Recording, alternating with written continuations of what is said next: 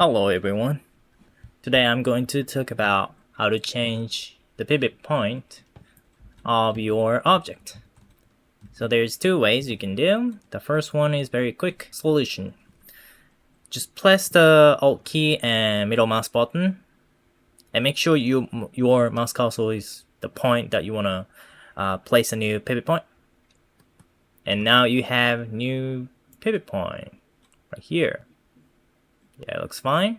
Let me a little close right here, maybe it's good, okay. But notice that if I made a change, the pivot point goes to right here.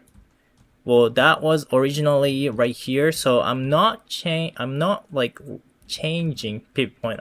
Was temporary changing it. So here comes the second part. If you want to like entirely change the pivot point, like I don't like here, I want to change that to maybe the bottom right of the door, window door. So here comes the second one. Just go to the modeling, let me go back to selection so that you can see it. Click the selection mode to go to modeling, and if you don't have it, that's okay. Just go to edit, plugin, and enable the modeling tool. There we go. I'm checking it. Modeling tools, editor mode.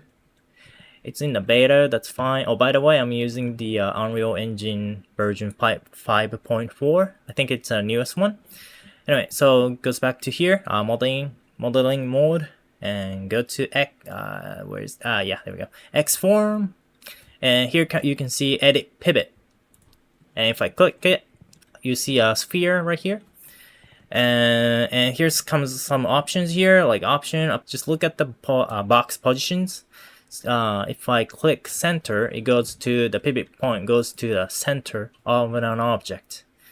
Maybe bottom, top, left, right, back, front.